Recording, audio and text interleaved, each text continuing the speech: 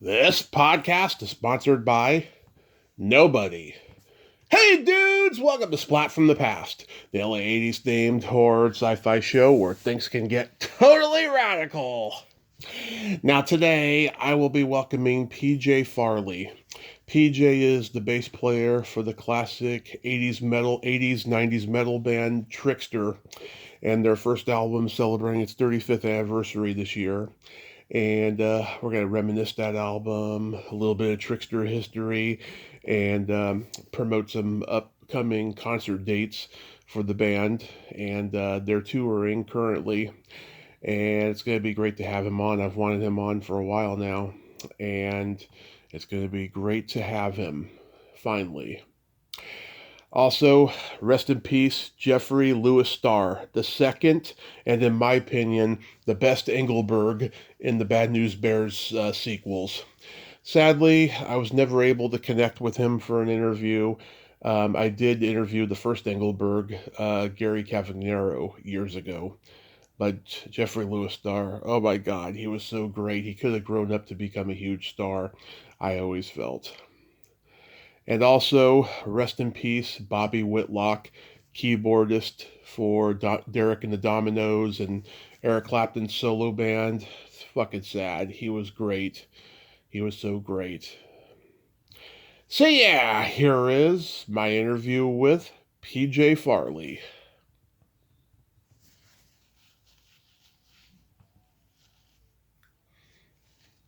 So, going back in time, what age did you start gravitating toward music?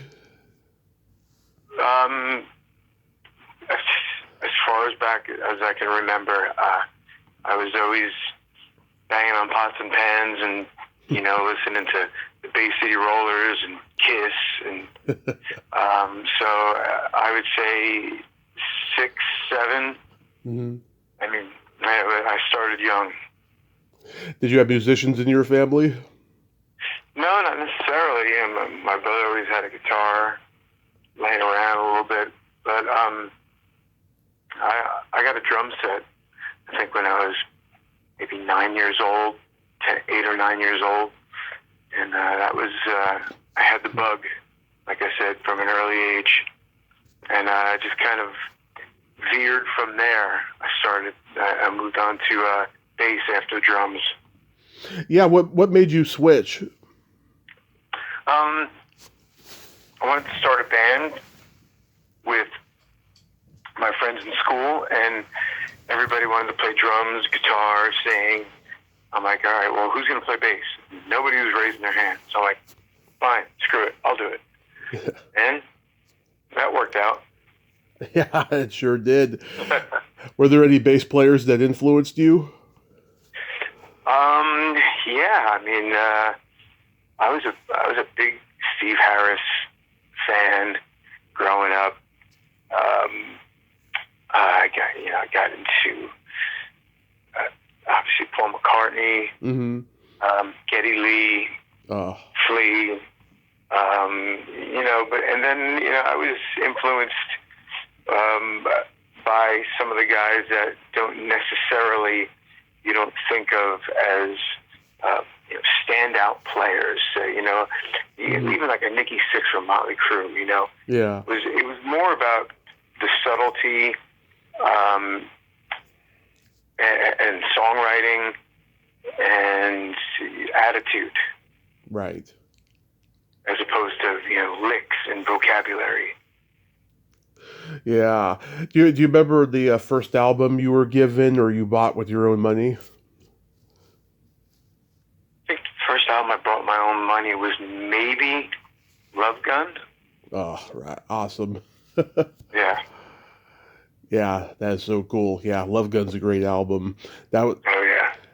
That was, I think, their last great album with the original lineup for a long time. In the height of Kiss Mania and all that.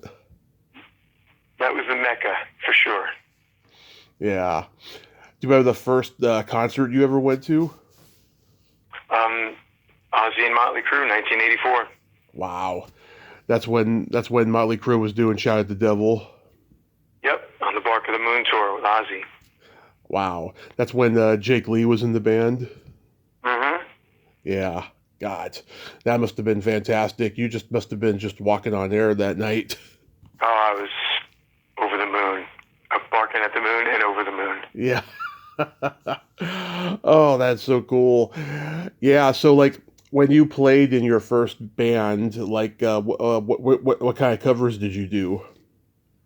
I did like Sabbath and Maiden, Dio, that kind of stuff.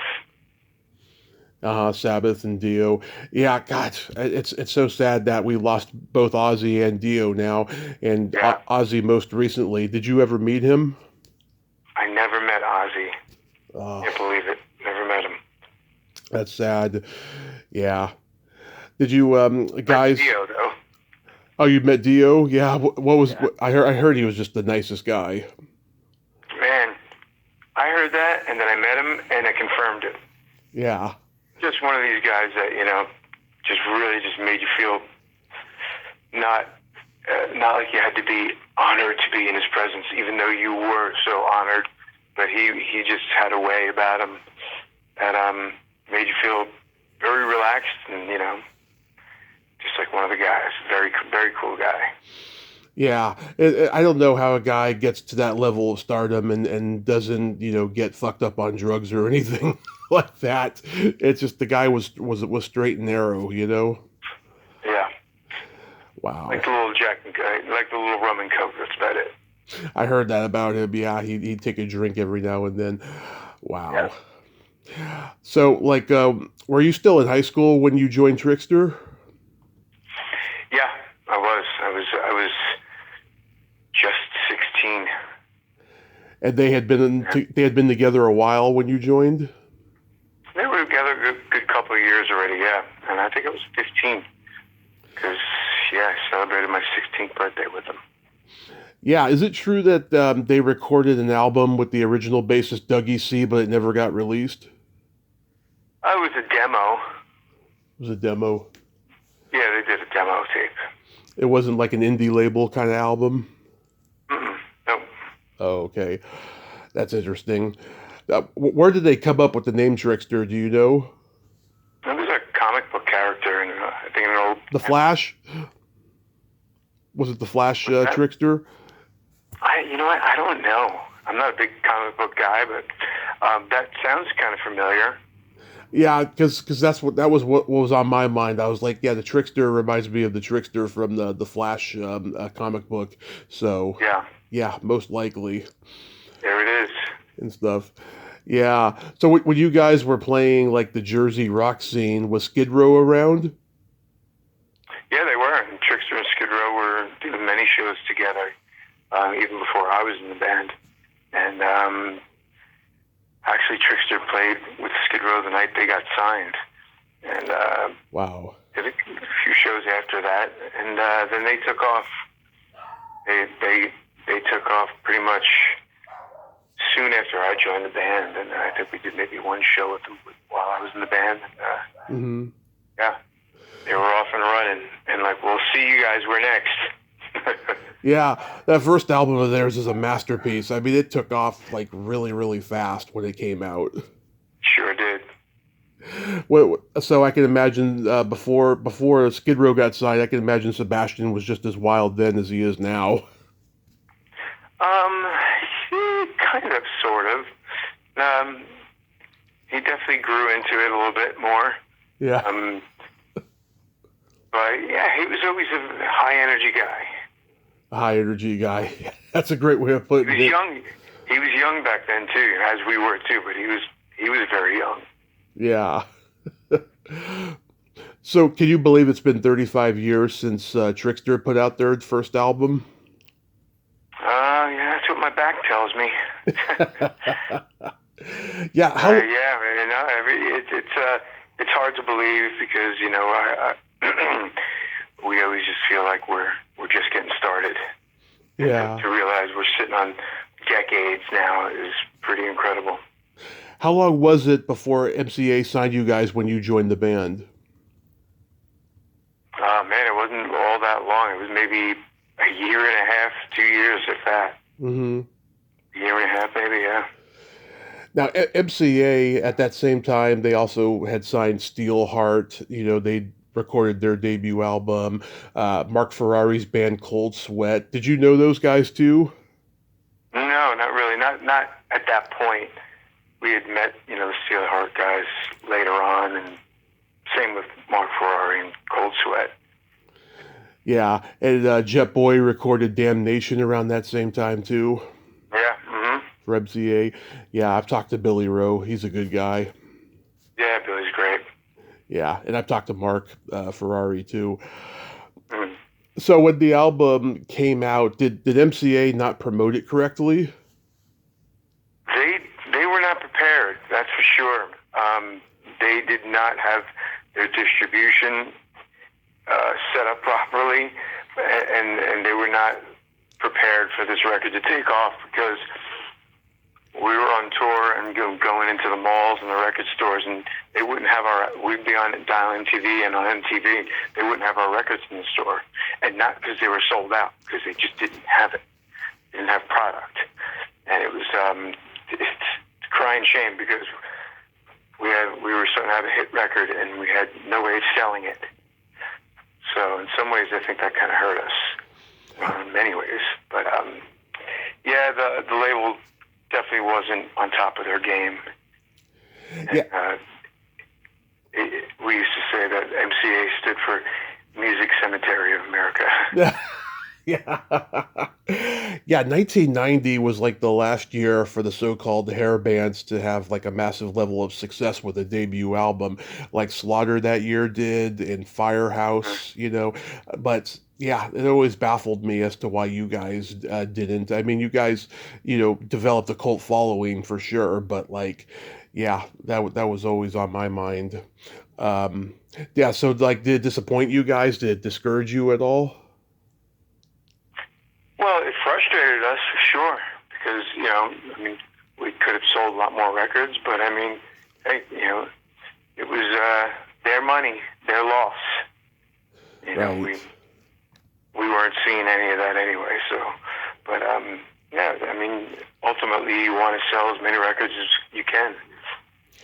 That was back in the time when records sold, so that was the point, and that was their job. Right. And opening for the big bands that you guys did, I mean, that had to have been the biggest perk because, if not achieving that high level of success, at least these guys over here are like, hey, this band's good, they can open for us. Yeah, we did. We were very lucky. We got some great tours and definitely had a great road track record.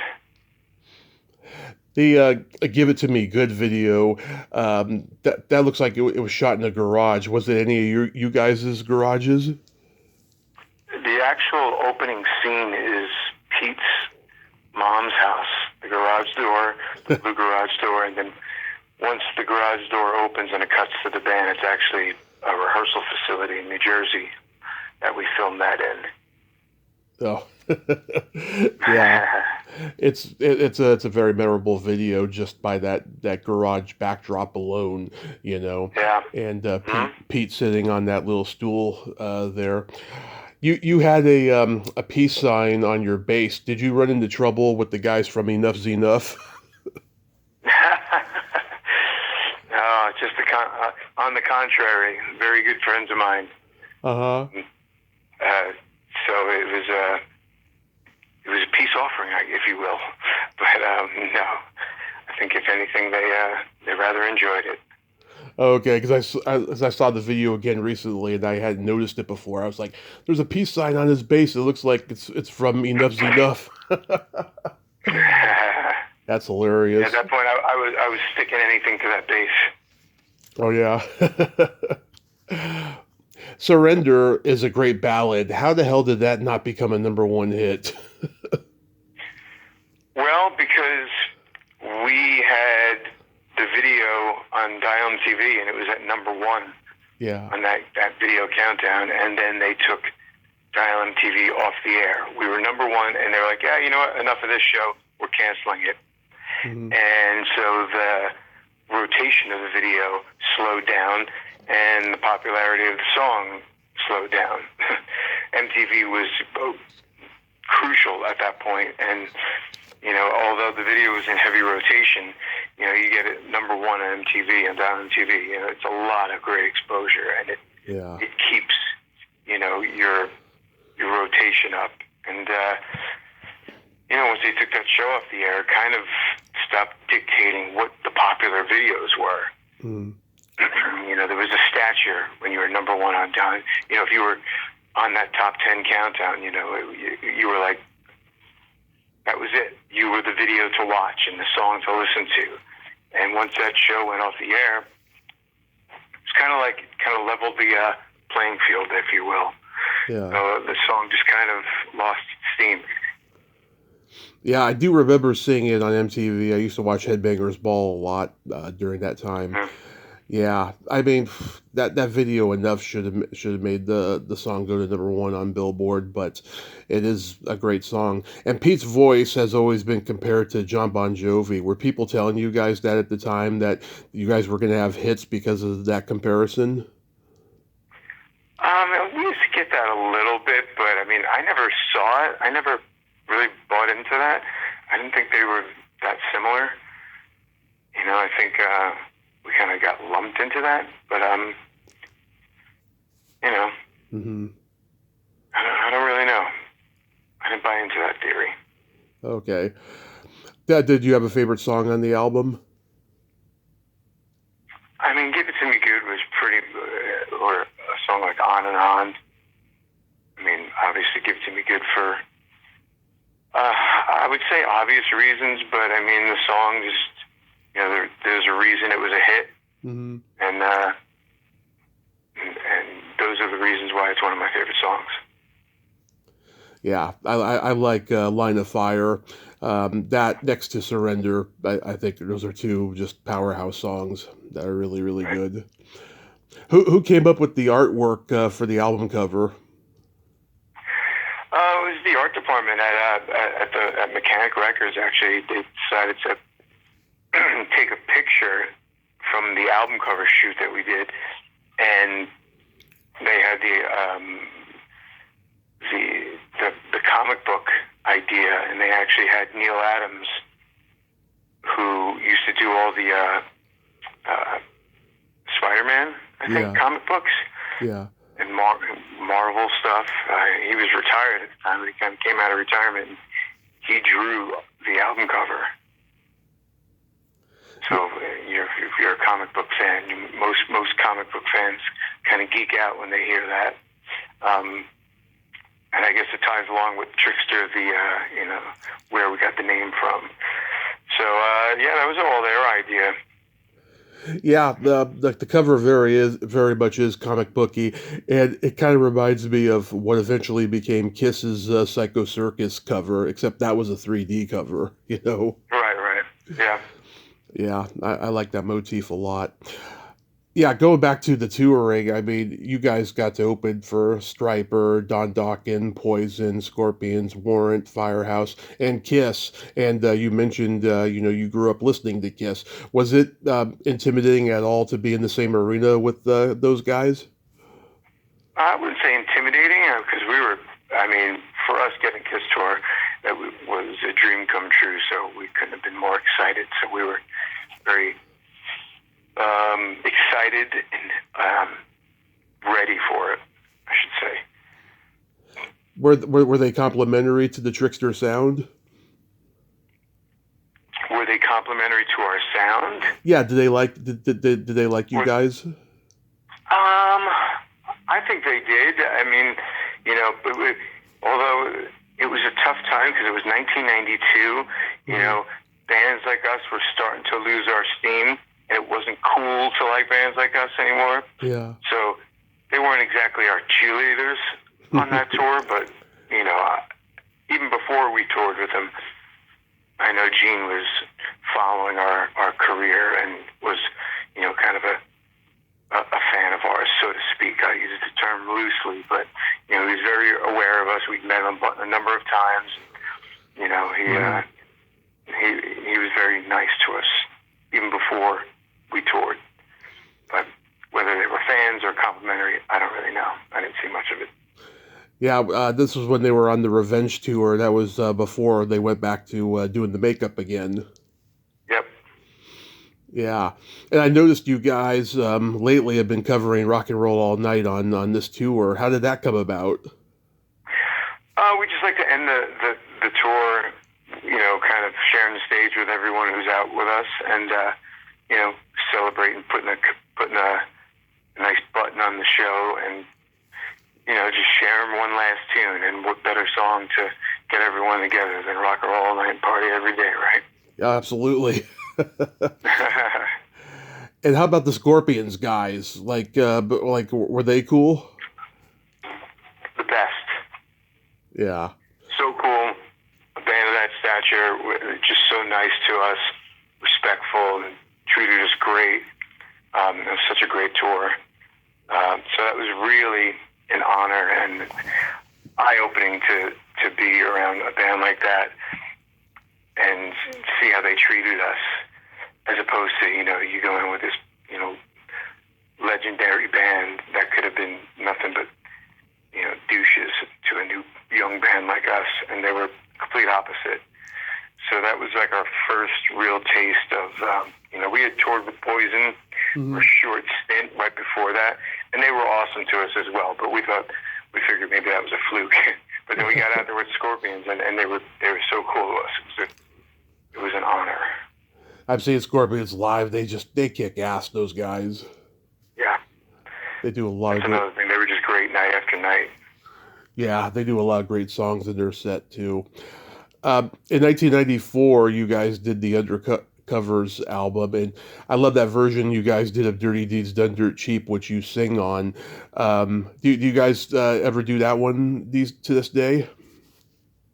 Yeah, actually, we threw that, and we were doing that a little bit on the tour earlier this year. We used that. We replaced Rock and Roll All Night with Dirty Deeds for a little bit. Nice. And we had other guests come up and, sing it. Yeah, do you like singing? Yeah, I love it. Singing is definitely in my blood. It's something over the years have become a big part of what I do. Yeah. Yeah, I mean, I love just that growling snarl that you have on the song because it's perfect for the way that Bon Scott did it on the original. Yeah, I figured I can't sound like Bon Scott, but I can try to dig in and get as gnarly as I can get. Yeah. Just to bring the same kind of approach, even though I wasn't going to be able to sing it like him anywhere near, but I'll try to get as ugly as I can. About 15 years ago, Night Ranger covered Dirty Deeds, and they did it kind of like the way you guys did it. I was so glad that they didn't add keyboard to it. They just did straight up guitar on it. And I thought it was pretty cool. Yeah. Yeah. You played in Lita Ford's band for a while. How was that experience? That was great, man. I got to go to Europe for the first time because of her. I joined the band, and actually we had a couple of weeks of European festivals that we did. So actually going back, that's how I met Dio. We did the Gods of Metal show in Milan, Italy, and it was Lita. We opened for Black Sabbath, Motley Crue, and I think Queensryche and Tesla were on the bill. It was a massive bill, and so it was very cool. It was, and she was great. She was cool. I wound up kind of being her tour manager and kind of musical director for a while, and it was great. She's a legend as well, and of course, it was cool to play that catalog for a little bit. Yeah, I love seeing her do interviews. She has no filter, and she's hilariously funny. That is true. That is true. She crack everybody up backstage and everything. Yeah, well, exactly what you said, because she's got no filter, and she's just one of the guys, pretty much. So yeah, she's funny like that. Awesome. Good hearing. So Trixter is currently touring. Like, how's the tour going so far? It's great, man. It's kind of like a never-ending tour. We've been doing these ground tours, we call them. They're extensive, like it's like 3 weeks or a month tour, stuff we haven't done in 30 years. We did 3 of them now, and now over the summer we're back to just kind of weekend fly dates, maybe a week run and then back home, and so it's never ending really. And it's great. It's getting better and better, and now Steve and I singing the songs, and the set's coming along great. We're adding some different songs into it, and just having a great time, telling some stories, telling some jokes, and rocking around the country. Has it been a real adjustment since Pete's not in the band anymore? Well, yeah, because we're singing the songs now, so I mean, it's me and Steve always sang, pretty heavy on the choruses and stuff, but I'm singing stuff I never thought I'd be singing, and like I said, it's getting better and better every show. It's been 10 years. Yeah, it's been 10 years since you guys did the album Human Era. Are you guys going to record a new album? Yeah, I think we got some stuff in the oven as we speak. I know Steve's got a bunch of songs. I got some songs, and together we have some stuff. And we're just kind of now coming up with a plan for it, really. But I definitely think something's going to come out at some point. Yeah, what do you think about this strange new era that's going on now with the streaming services, and vinyl has been making a comeback for a while now and stuff, but it seems like people are still gravitating toward the streaming, and the artists are having trouble making a living. That's why they got to go out on tour. Yeah, obviously, you ask any musician, they're going to say we don't like it. Yeah. It's depending on what age group they're in. Like me, I'm kind of a fossil. I go back to, I want the record. I want to read the liner notes. I want to, buy it, hold it in my hand, put it in the player and listen to it. Streaming, it's too easy to just skip and go on to the next act, and you don't get lost in a record and take the ride, take the journey of what the artist was trying to do. When you just make a playlist of your favorite songs, it all becomes like hit radio at that point, and lost art of putting on a band's album. And like I said, taking that ride with the sequence that they put together, and there was an art to it, and I think that's missing. Yeah, it's sad. Have you guys done any of those rock cruises that Eddie Trunk is usually the master of ceremonies at? We've never done the Monsters of Rock cruise. We've been asked multiple times, and we couldn't do it for one reason or another. So we have not done. We have done the Chris Jericho Rock and Wrestling Rager at Sea, which is he's got his own cruise. And I play in Fozzy with Chris, and also Quarantine, that 80s Kiss tribute band with Chris. And Chris is, the reason I know him is because he's a big Trixter fan, and Eddie Trunk introduced us. Mm-hmm. One night we had dinner, and that was 15 years ago. And long story short, I've been in Fozzy for 5 years, and he's been doing this cruise ever since, and he had Trixter on it about 2 years ago, I think. Mm-hmm. Yeah. Do you guys rule out the possibility of doing one in the future, or are you guys keeping it as an option? No, we don't rule out anything, really. Yeah. If it makes sense, we'll do it. We're all about it.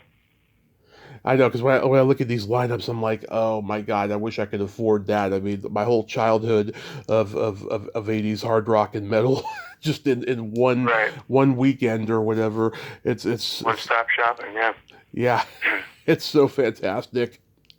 I was curious, how many tattoos do you have?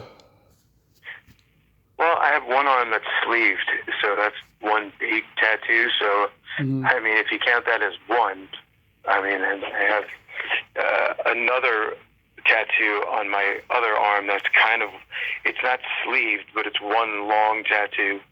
So I guess that would be 2. I have both my kids' names, so I guess that would be 4, and I got one on my back. So I guess technically 5. Oh, cool. Like, did you get into tattoos like later in life? I got my first one out on tour with Warren when I was 18. Oh, okay. Maybe I was just 19. I think I was 18 or 19, and yeah, I got it. We had a tattoo artist out on the road with us, and I got my first tattoo in my dressing room right before we went on, somewhere in Louisiana.